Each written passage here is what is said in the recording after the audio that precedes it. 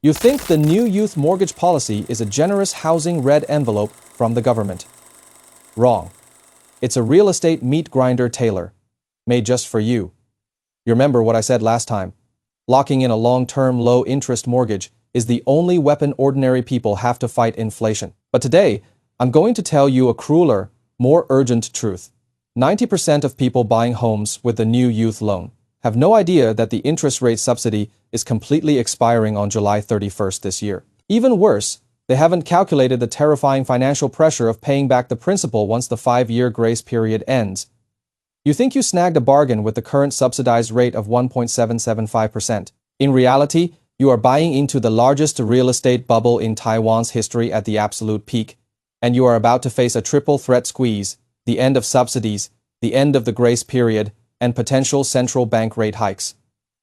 Do you really understand how housing policies affect you? By the end of this video, you'll realize that these so-called benevolent subsidies are actually ticking time bombs designed to harvest the wealth of middle-class youth. The background you need to know: over the past 2 years, young people all over Taiwan have been scrambling for the new youth loan, acting like they'd lose millions if they were a step too late. But open your eyes and look at the current housing prices and interest rate trends over the last 5 years. Average existing home prices in Taipei jumped from 730,000 to 1,037,200 NTD per ping, a 42% increase. New Taipei surged from 380,000 to 556,700 NTD per ping, a 46% increase. Even former cheap areas like Taoyuan and Taichung have skyrocketed by over 50%. Meanwhile, Taiwan's average monthly salary has grown by less than 12%. Housing prices are rising 4 times faster than your wages. What exactly is the new youth policy? Simply put, it's a phased preferential mortgage for first-time buyers with no property under their name. A maximum loan of 10 million NTD, up to 80% loan to value LTV. A max term of 40 years and an interest only grace period of up to 5 years.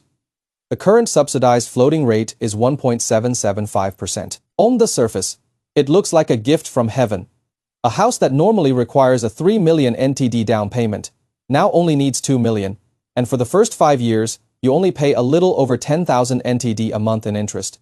The pressure seems negligible, but ask yourself, why is the government being so generous, pouring over 1.5 trillion NTD into subsidizing youth homeownership? Is it really because they feel bad you can't afford a house? Dead wrong. This policy was never meant to solve youth housing issues. It was designed to prop up a housing market on the verge of collapse. It turns young people into the final bag holders, transferring real estate risks from the banks directly onto the shoulders of ordinary families. By March 2026, over 142,000 households had applied for the new youth loan, with approved amounts hitting 1.638 trillion NTD. That's 142,000 young people chaining their next 40 years to a real estate train that could derail at any moment. Because investors were exploiting loopholes using proxy buyers or illegally renting out the homes, the government was forced to step in during 2020. With a strict once in a lifetime affidavit clause just to plug the leaks. The ticking time bomb now. The countdown on this bomb has reached its final 100 days. I'm breaking the news here first. The Executive Yuan has officially announced that the new youth housing loan program expires on July 31, 2026. If it is not extended, any new loans applied for after July 31st will no longer enjoy the interest subsidy. This means the interest rate will instantly revert to the unsubsidized 2.15% based on the current Changhua Post 2 year time deposit floating rate of 1.72%. But that's not even the deadliest part. The true nuclear threat of the new youth loan is the end of the 5-year grace period. The math: for the first 5 years, on a 7 million NTD loan, you only pay about 10,300 NTD a month. Blinded by this low number, many buy houses way beyond their means. The reality: starting in year 6, you have to pay both principal and interest on that same 7 million NTD loan, calculated at 2.15% with 35 years left to amortize the principal. Your monthly payment will violently spike to nearly 24,000 NTD, more than 2.3 times what you were paying before. If the central bank raises interest rates again, every 0.25% hike adds nearly another 1,000 NTD to your monthly bill. This is the ultimate double squeeze. You bought a bubble asset at the peak, the subsidy expires pushing your rate up. Your grace period ends doubling your monthly payments, and you are bled dry. While Taiwan's mortgage default rate is still under 0.1% right now. If the subsidy fully expires and grace periods end simultaneously, marginal borrowers will face a massive risk of default. This is not fear-mongering. 3 toxic assets you must avoid. 1. Overpriced shoebox apartments. Right now, the core areas of Taipei and New Taipei are flooded with 10, 12, and 15 ping micro apartments. Developers market them as the perfect first home, asking for 700,000 to 800,000 NTD per ping. A 15 ping apartment costs 12 million NTD. With the new youth grace period, young buyers sign the contract without thinking. This is the most toxic asset of the new youth era. First, the public facility ratio, shared space, is usually 35% to 40%. Your 15 ping apartment actually only gives you about 9 ping of living space. You're paying 10 million for a cage. Second, capital appreciation is basically zero due to massive oversupply in the market. The math: let's look at a 15 ping apartment in Sanchong or Zhongniu, Taipei. For 9 million NTD, you put 20% down, 1.8 million, and borrow 7.2 million. During the grace period, you pay 10,600 NTD monthly. You can rent it out for 18,000 NTD, making it look like you are earning 7,000 plus a month. But in year 6, at 2.15% with principal amortization, your payment jumps to 24,400 NTD. Suddenly, you are losing 6,400 NTD out of pocket every single month for the next 35 years. You bought a 40-year liability, not a home too. Pre-sale homes and urban renewal projects, many developers use the low interest and grace periods to price pre-sale homes even higher than existing homes in the same area, a pre-sale price inversion. They claim it is future potential, but they are just pre-extracting the next 10 years of appreciation.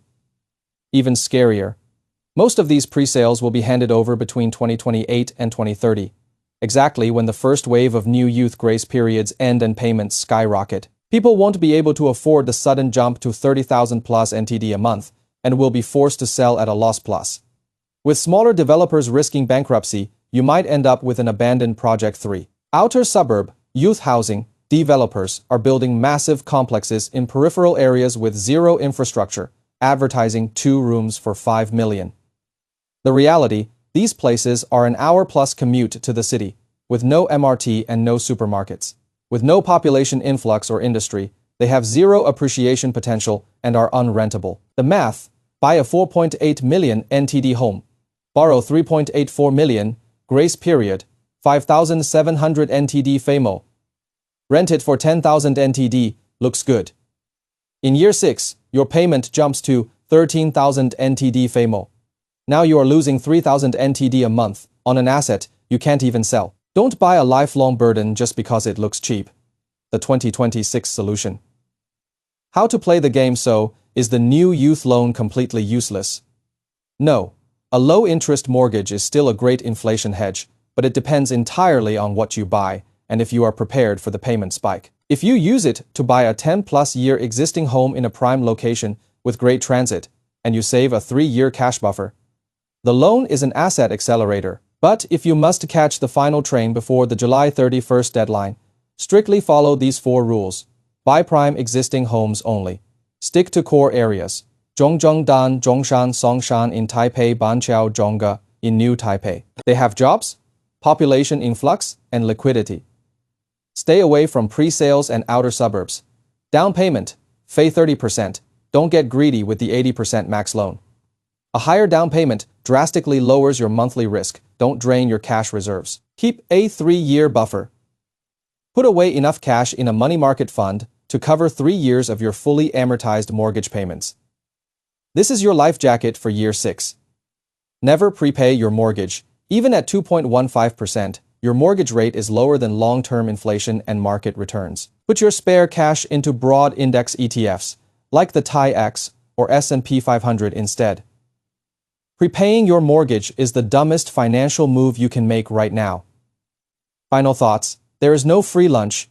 Every dollar of government subsidy has a hidden price tag. The new youth policy is not your safety net. It's a trap that uses 5 years of tiny interest payments to bait you into chaining your next 40 years to an illiquid asset. Don't let the "you need a house to have a home" brainwashing ruin your life. Your freedom, your happiness, and your retirement are 10,000 times more important than a concrete box. If you want to learn more about how to legally exploit government policies instead of being exploited by them, hit the like button, subscribe, and turn on the notification bell. In the next video, I'll expose the 10 hidden traps of the new youth contract question for the comments. Are you planning to rush your application before July 31st? Or do you know someone currently sweating over their upcoming grace period expiration? Let's discuss it below.